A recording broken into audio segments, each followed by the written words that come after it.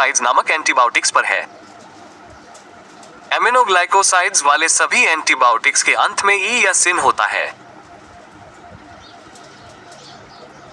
और अगर आप थ्रोमी देखें तो यह वास्तव में एक मैक्रोलाइड है, एमोग्लाइसाइड नहीं। एमोग्लाइसाइड्स वाले एंटीबायोटिक्स के अंत में वाई या आई या सिन होता है। एमिनोग्लाइकोसाइड्स के कुछ उदाहरण स्ट्रेप्टोइसिन, जेंटोइसिन, टोबेरी या एमिकासिन है। स्ट्रेप्टोइसिन वास्तव में पहला एमिनोग्लाइकोसाइड था और इसकी खोज स्ट्रेप्टोइसिस बैक्टीरिया में हुई थी। अन्य एमोग्लाइकोसाइड्स बाद में विकसित किए गए। इसमें जेंटोइसिन, टोबेरी और एमिकासिन शामिल हैं। एमोग्लाइकोसाइड्स का उपयोग लगभग हमेशा किसी अन्य एंटीबायोटिक के साथ किया जाता है। इसलिए उनका उपयोग आमतौर पर कवरेज के स्पेक्ट्रम को बढ़ाने या थेरेपी के लिए सहायक के रूप में किया जाता है और उन्हें केवल माता-पिता के रूप में दिया जाता है। इसका मतलब है कि उन्हें केवल इव के माध्यम से दिया जाता है। तो एमिनोग्लाइकोसाइड्स के कुछ बैक्टीरिया लक्ष्य क्या है? एमिनोग्लाइकोसाइड के लिए बैक्टीरिया का लक्ष्य ग्राम नेगेटिव एरोबिक बेसिली है।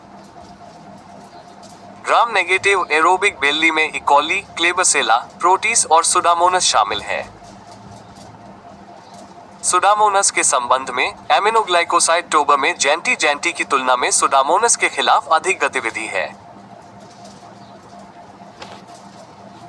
एमोग्लाइकोसाइड्स एमोइक्टेरियम ट्यूबरक्लोसिस जैसे माइक्रोइक्टेरियम के खिलाफ भी सक्रिय है और वास्तव में स्ट्रेप्टोइसिन ट्यूबरक्लोसिस के लिए शुरुआती या पहले उपचारों में से एक था और यह बहुत महत्वपूर्ण है कि एमोग्लाइकोसाइड्स का उपयोग केवल ग्राम नेगेटिव एरोबिक बेसिली के लिए किया जाता है।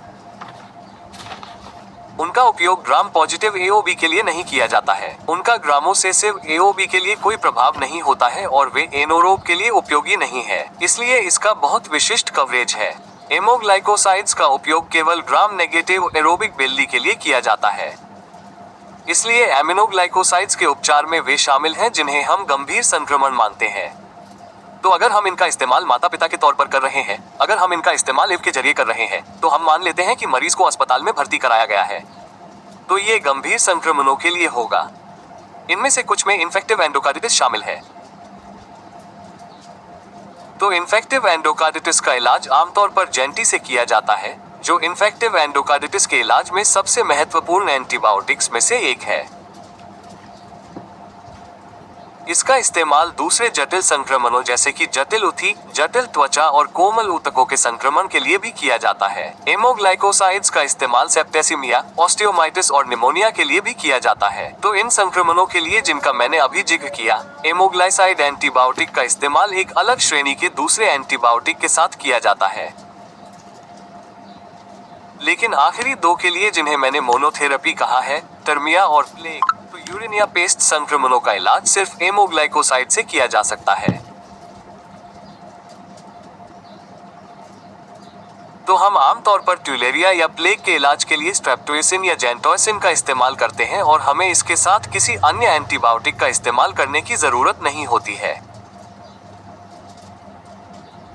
एमोग्लाइकोसाइड तेजी से बैक्टीरिया को खत्म करते हैं और वे बैक्टीरिया के 30 राइबोसोमल सबयूनिट से जुड़कर और उसे रोककर ऐसा करते हैं। उनमें एक पोस्ट एंटीबायोटिक प्रभाव भी होता है। इस पोस्ट एंटीबायोटिक प्रभाव का मतलब है कि एंटीबायोटिक हटाने के बाद भी बैक्टीरिया का विकास लगातार रुक जाता है।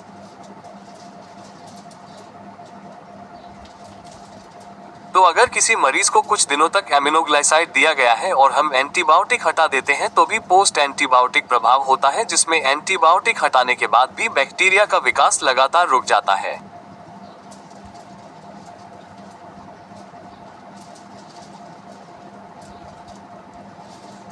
तो इसकी क्रियाविधि यह है कि एमोग्लाइसाइड बैक्टीरिया के 30S राइबोसोमल सबयूनिट से जुड़कर उस 30S राइबोसोमल सबयूनिट को रोकता है, जिससे प्रोटीन संश्लेषण कम हो जाता है और अंततः एमोग्लाइकोसाइड के मामले में बैक्टीरिया पर तेजी से प्रभाव पड़ता है।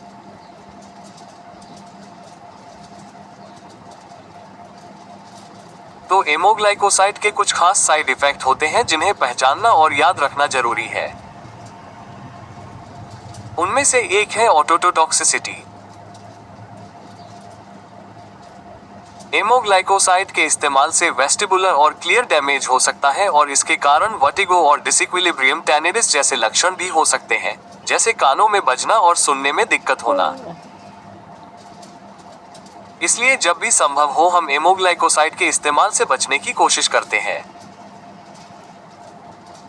हालांकि कुछ सबूत मिले हैं कि एमोग्लाइकोसाइड के साथ एसिटाइलसाइनिन का इस्तेमाल करने से ऑटोटॉक्सिसिटी कुछ हद तक कम हो सकती है। एमिनोग्लाइकोसाइड का एक और महत्वपूर्ण साइड इफेक्ट है जिसके बारे में मैं आपको बताना चाहता हूं कि वो है नेफ्रोटॉक्सिसिटी।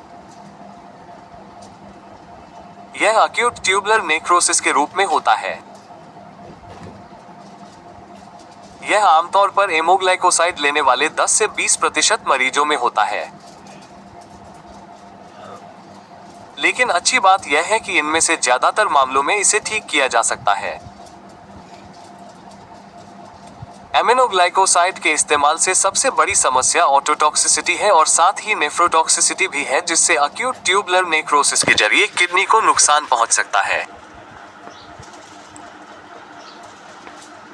एमोग्लाइसाइड के अन्य प्रतिकूल प्रभावों में न्यूरोमस्कुलर ब्लॉकेज शामिल है।